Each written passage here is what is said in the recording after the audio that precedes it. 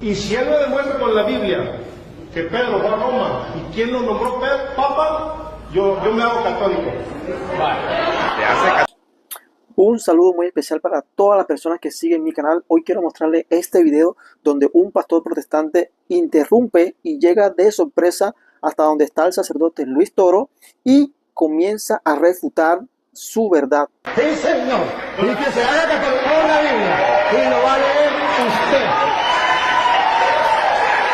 Así sí me gusta. Pero antes de leérsela, debo aclarar tres cositas que él dijo. Que en la Iglesia Católica no hay pastores.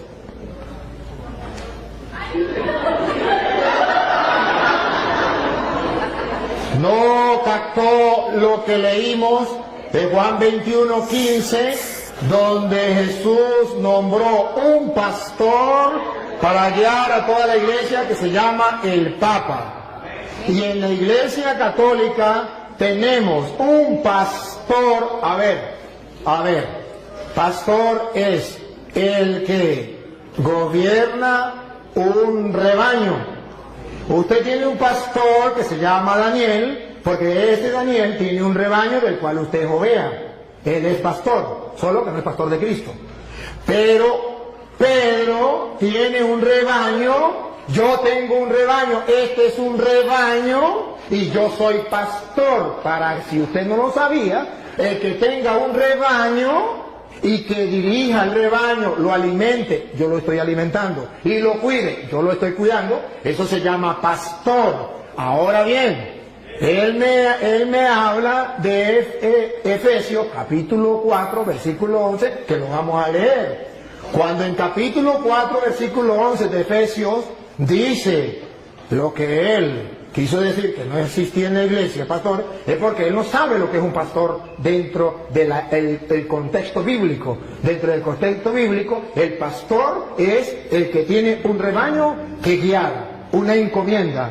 Y si usted no sabe que presbítero es la misma misión de pastor, eso ya es cosa suya. Presbítero era anciano que dirigía una comunidad, y a eso se le llama también pastor. Que usted no lo sepa, me perdona, pero presbítero significa anciano, y no anciano por viejo, sino porque tenía una comunidad que dirigir, que guiar, y a eso lo llamó Jesús oveja, y al que encargado de dirigir eso lo llamó pastor. Entonces me perdona, pero ahora este capítulo 4 versículo 11 ustedes lo van a escuchar, y ahí vamos a aclarar dos ideas que él dijo. Una, dale. Y él mismo concedió a unos ser apóstoles. A unos ser apóstoles. Y si, para que tengamos claro qué significa apóstol, a uno nombró apóstol. Apóstol significa aquel que no viene por su propia cuenta, aquel que viene porque ha sido enviado, aquel que tiene una misión. Apóstol no es aquel que diga yo soy apóstol. Apóstol es el que fue enviado. Por eso llamamos sucesión apostólica, porque en la Iglesia Católica nadie se nombra apóstol. No, en la Iglesia Católica nadie, porque ninguno se puede nombrar apóstol. Apóstol lo nombra otro, porque para eso es enviado. Si no lo envió nadie, no es apóstol. Si se nombra él mismo apóstol, él no es apóstol. Tiene que haber alguien que lo envíe. Jesucristo, por ejemplo. Jesucristo, ¿cómo sabemos que son apóstoles? Si usted lee, por ejemplo, Marcos capítulo 3, versículo 13, llamó a los que él quiso, instituyó 12 y los llamó apóstoles y los envió a predicar. Si usted lee Juan 20, 21 al 23, dice, como el Padre me envió a mí, yo los envío. Entonces son apóstoles. El que está enviado por alguien. No es el que inventa yo soy apóstol y ya, sino el que realmente es enviado. Y es apóstol de Cristo el que traiga la sucesión apostólica que se va nombrando. A Pedro lo nombró Cristo, que se lo voy a mostrar ahorita, y luego Pedro nombró a Matías, a Matías, y luego fue nombrando otros apóstoles, e incluso nombraron a Pablo en Efesios capítulo, en Hechos 13:2, nombran a Pablo apóstol. Entonces vemos que existe lo que llama la sucesión apostólica a través de la imposición de manos que los apóstoles hacían, Entonces así se nombraban apóstoles. Entonces unos son apóstoles, no todos son apóstoles, unos son apóstoles. Otros y otros profetas que vienen de parte de Dios enseñándole al pueblo la verdad en medio de un mundo donde hay falsos profetas. Siga. A otros anunciar el Evangelio. A otros lo mandó a anunciar el Evangelio, que también va con la misma sintonía. Observe que todos van en la misma línea, que significan enviados. Siga. Y a otros ser pastores y maestros. A otros ser pastores. Y esos pastores no significa que van a cargar un rebaño de ovejas. Vengan ovejitas para acá, vengan para acá. Sino van a pastorear un rebaño de personas que buscan de Dios, que es el rebaño de Cristo. Y eso existe dentro de la Iglesia Católica, solo que él no sabe qué es ser pastor. Y maestros, me detengo, y maestros, porque él acaba de decir que yo no lo dejé a ustedes pensar, que yo le leí las Sagradas Escrituras y yo tenía que dejarlos pensar, porque en 2 de Pedro 1:20 dice, toda escritura es inspirada por Dios. No, perdón, dice, ¿cómo es? 2 de Pedro 1:20 dice, nadie puede interpretar las escrituras por su propia cuenta, como cosa privada. Entonces el cura está interpretando las escrituras como cosa privada y no lo dejó pensar a ustedes. A ver. Y luego dijo una barbaridad. Solamente hay que leerla y que el Espíritu Santo nos inspire, pero no podemos nosotros que venga alguien a querer guiar. Si eso fuera verdad, entonces que me diga qué función cumplen aquí los maestros. Si nadie puede enseñar, ¿qué función cumplen los maestros? Porque dice la Biblia, Cristo dejó maestros. Si Cristo no quería que el Padre Toro viniese a interpretarles las Escrituras y les enseñara, como Él lo dijo, ¿para qué dijo que maestros? Hubiese simplemente dicho, cada quien agarre las Escrituras y la interpreta por su manera. No, incluso Mateo 28:19 dice, vayan y hagan que todos los pueblos sean mis discípulos, bautícenlos y enséñenles. No dice, agarren las Escrituras cada quien, interpreten a su manera. Dice, no, yo los mando a ustedes a enseñar. ¿Qué van a enseñar? Lo que yo les he mandado a ustedes. De modo que no se puede enseñar cualquier cosa. Ahora bien. Totalmente de acuerdo. Ahorita le toca a usted. Ahora le toca a mí. Ahora bien, él toca 2 de Timoteo capítulo 3 versículo 16, que lo tocó también ese rato, donde dice, toda escritura es inspirada por Dios y es útil para enseñar. Entonces, si hay maestros que enseñan, ¿y qué es lo que van a enseñar? Las Sagradas Escrituras. Entonces, ¿por qué me dice que se puede? Miren cómo él quiso interpretar a Pedro torcidamente. Lo vamos a leer porque él no lo leyó. Yo sí lo quiero que lo lea. En el 2 de Pedro 1:20, ustedes van a escuchar lo que dice las Escrituras. Verá que no es lo que él dice, que cada quien puede interpretar la Escritura por su propia cuenta, que yo no les puedo explicar. No. Yo no dije eso, dije que el Espíritu Santo nos iba a ayudar.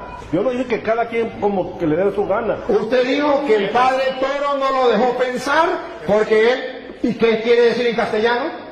Que ustedes tenían que interpretar la Escritura por su propia cuenta, que yo no tenía, porque no hay necesidad de eso, que era el Espíritu Santo que iba. No me diga porque está firmado y pueden retroceder. Retrocedan, ustedes que tienen oportunidad, retrocedan a ver si eso no es. Listo, está firmado. Ajá. Ahora bien, ustedes van a ver, 2 de Pedro 1:20, que el hermano dijo, la sacó del contexto y la tiró así, pensando que yo la iba a dejar que se fuera. Y cuando él la tiró, yo la agarré. Y la vamos a leer, léanla, 2 de Pedro 1:20. No, pero lean ya, ahorita ya le voy a poner a él donde diga que el Papa. Pero ante todo, tengan esto presente. Tengan esto presente. Ojo, no lo olviden. Y los católicos lo tenemos presente. Ellos no lo tienen presente. Pongan cuidado, ¿qué es lo que dice Pedro que tenemos que tener presente? Dale. Que ninguna profecía de la Escritura es algo que uno pueda interpretar según el propio parecer. Eso es otra cosa distinta. Eso más bien va en contra de lo que él dijo. Él dijo que cada quien podía interpretar las Escrituras sin que nadie le enseñara, porque el cura estaba impidiéndole a ustedes pensar, interpretar las Escrituras. Y dice Pedro, nadie puede interpretar las Escrituras por su propia cuenta. Y la explicación, si el hermano cree que la explicación no es la que yo estoy diciendo, Pedro mismo la explica en el versículo 3, versículo 16. Segunda de Pedro 3, 16. Explica por qué nadie puede interpretar las Escrituras por su propia cuenta. Paren la oreja, para que ustedes se den cuenta que el que está equivocado es él. Pongan cuidado. Segunda de Pedro 3, 16. ¿Por qué? Nadie puede, nadie significa usted ni él puede agarrar la Biblia, ni yo de interpretarla yo por mi propia cuenta. Eso no se puede hacer. Que siempre tiene que haber maestros, por eso son los apóstoles, para eso son los maestros, para eso son los que Dios dejó, para que nadie invente, para que no salgan varias iglesias, para que no uno predique una cosa, el otro predique otra, el otro predique otra, sino que todos tengan un mismo pensar y una misma fe. Mire como dice Pedro 3:16, dale. En cada una de sus cartas, él le está hablando de esto, aunque hay en ellas puntos difíciles de entender. A ver, ¿por qué nadie la puede interpretar por su propia cuenta? Si yo no les explico, hay en ellas cosas, puntos difíciles de entender. Paren la oreja. Que los ignorantes Sigan. y los débiles en la fe, débiles en la fe, tuercen como tuercen las demás escrituras para su propia condenación. observen, ¿por qué nadie puede interpretar? ¿Por qué Cristo dejó a los maestros? ¿Por qué tiene que haber un cura enseñándoles a ustedes? Para que ustedes no hagan lo de los ignorantes y los poco firmes de la fe, que interpretan las Escrituras por su propia cuenta y para su propia condenación. No es un juego, no es que yo agarro las Escrituras y las leo por mi propia cuenta, invento lo que a mí me dé la gana y soy salvo, aleluya. No, Señor, eso es para su propia condenación. Tengo que yo leer las Escrituras y dejarme guiar, porque yo busco la salvación, el mensaje de Jesucristo. Y escuche lo que viene. Por eso, queridos hermanos católicos, ya que ustedes saben de antemano estas cosas, ya que ya se los dije a ustedes y lo están leyendo y lo saben de antemano estas cosas, cuídense, porque después las puertas para allá, para que no sean arrastrados por los engaños de los malvados, ni caigan de su firme posición. siga. Pero conozcan mejor a nuestro Señor. Entonces, está diciendo que cuidadito. Ustedes ya saben, no se vayan a dejar engañar de esa gente. Conozcan más bien al Señor bien. Entonces Pablo está diciendo la explicación. Ningún cristiano tiene permiso para hacer lo que dijo Martín Lutero. Eso no es él, eso es Martín Lutero.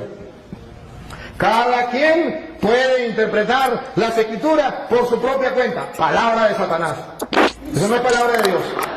La palabra de Dios es: nadie puede interpretar las Escrituras por su propia cuenta, porque los ignorantes y poco firmes en la fe tuercen las Escrituras para su propia condenación. Ahora comprenden por qué hay tantas sectas. Porque cada quien interpreta las Escrituras por su propia cuenta. Porque eso es lo que Él quiere, que ustedes interpreten las Escrituras por su propia cuenta y cada uno de ustedes funde una iglesia. Pero Él me pregunta,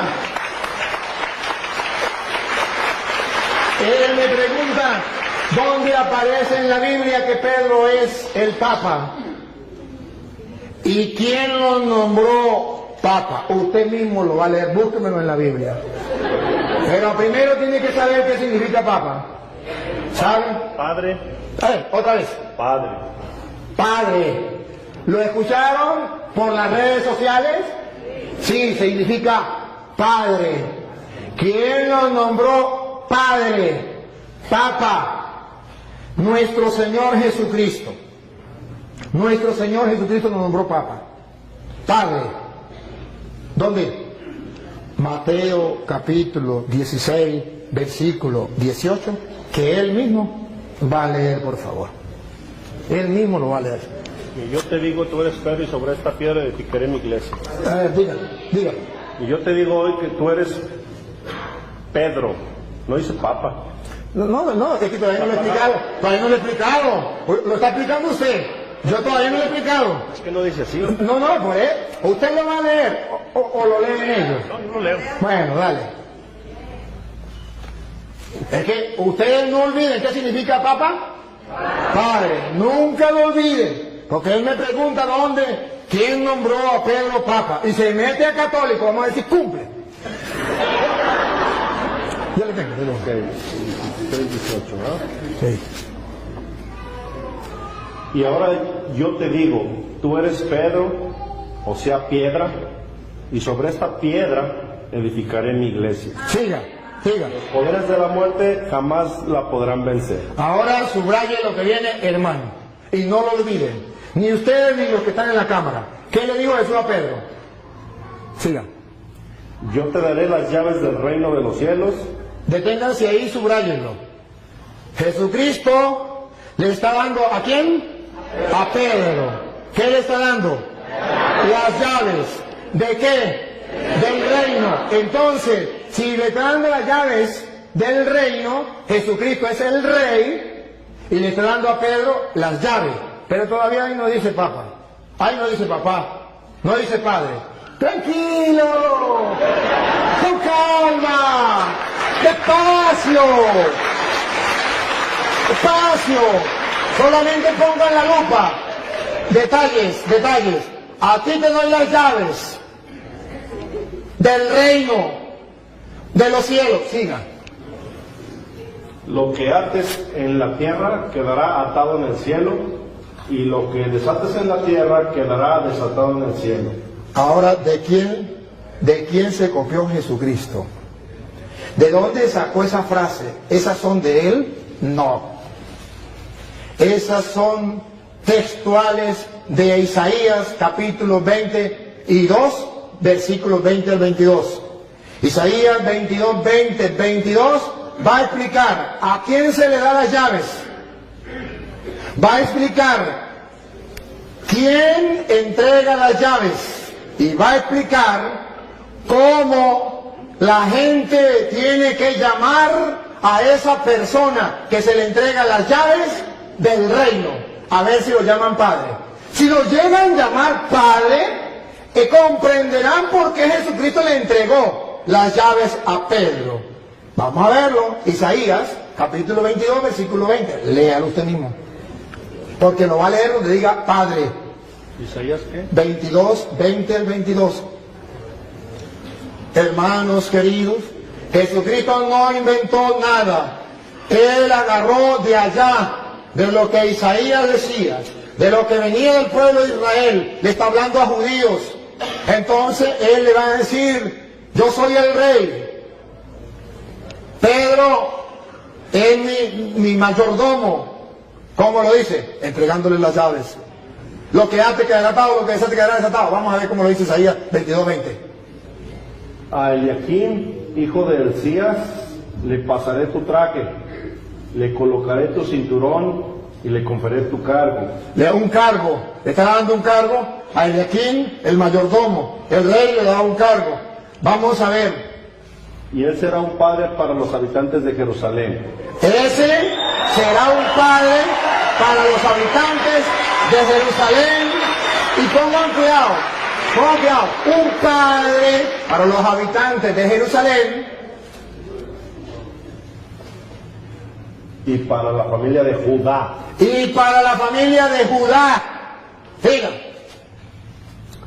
Pondré en sus manos la llave de la casa de David. ¿Por qué Jesucristo pone la llave en las manos de Pedro? Porque el rey colocaba en manos del mayordomo las llaves. ¿Y cómo lo llamaban? Los súbditos del rey. Padre, todos los súbditos del rey, los que no eran súbditos, los que eran enemigos del rey, no lo llamaban padre. Pero los súbditos del rey, los que reconocían al rey, lo reconocían como rey, a su mayordomo, a quien le daban las llaves, lo llamaban Padre. ¿Por qué Jesucristo le entrega teológicamente a Pedro? ¿Qué significa cuando le dice, a ti te doy las llaves, te estoy nombrando mi mayordomo, y todos lo tienen que llamar Padre? Los súbditos del Rey. Y Jesucristo es el Rey, pero no de la casa de David terrena. La casa de David significaba el pueblo de Israel, sino del reino de los cielos. Y a Pedro lo nombró jefe. Y entonces, escuche lo que sigue. Escuche lo que sigue para que ustedes se den cuenta. Exactamente lo que hacía un rey, lo hace Cristo. Él es el Rey. Y lo que hace un mayordomo, lo hace Pedro. Y como la gente trataba al mayordomo, nosotros tratamos a Pedro. Dale. Colgarán, ¿A ti te doy las llaves? pero estamos en Sí, en Isaías. Isaías todavía. Ajá. Lo último que leyó. A ti te pondré en tus manos la llave de la casa de David. Cuando él abra, nadie podrá cerrar, y cuando cierre, nadie podrá abrir. Exactamente lo que Jesús le dijo a Pedro.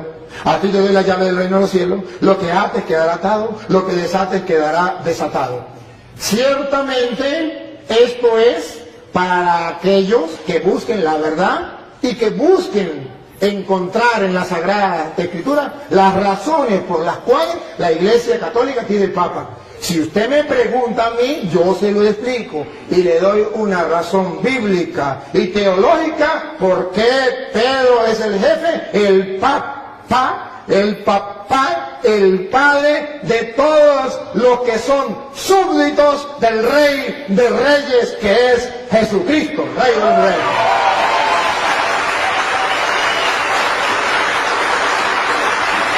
Yo cumplí con demostrárselo. Si usted cumple lo que prometió, que volverá a la Iglesia Católica, bienvenido. Y si no lo cumple, eso es problema suyo de usted. Pero hoy Dios le dio la oportunidad de que un sacerdote le explicara a usted las Sagradas Escrituras y le demostrara esto para que el que tenga oídos oiga y el que tenga ojos vea. No hay cosa más difícil que el no querer creer. Con encontrarse con la palabra del Señor. No hay peor ciego que el que no quiere ver, y no hay peor sordo que el que no quiere oír. Entonces, hermano querido, con todo el amor de mi corazón, de verdad le agradezco que usted esté compartiendo con nosotros. Si quiere hacer otra pregunta, si quiere decir otra cosa, ánimo, aquí está el micrófono. No, pues.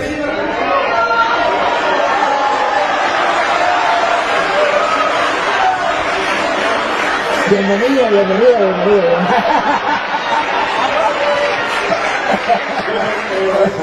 Eso ya depende de mí, ¿no? Como de cada quien. Sí,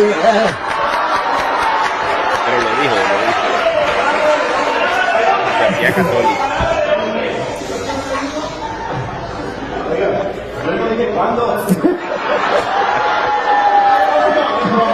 Es broma. Pero yo pertenezco a la Iglesia Católica. Yo por eso dije que no.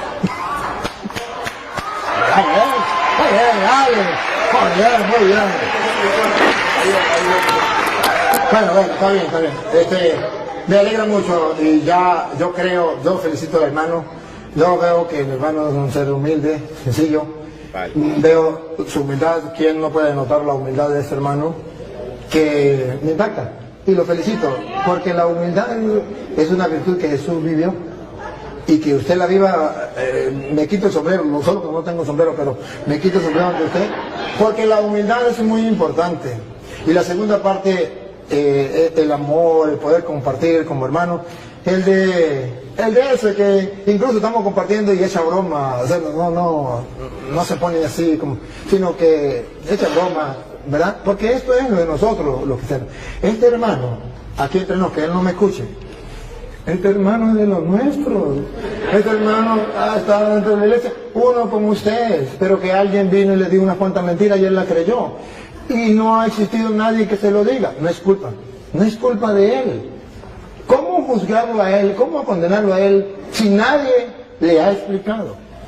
¿Cómo? Si él está en el error y no hay quien le diga, hermanos míos, esto es lo triste. Que así como Él hay muchas personas en el mundo, y ustedes y yo, bien. Y no hacemos nada. Entonces que venga el Padre Toro, ajá, ¿y usted?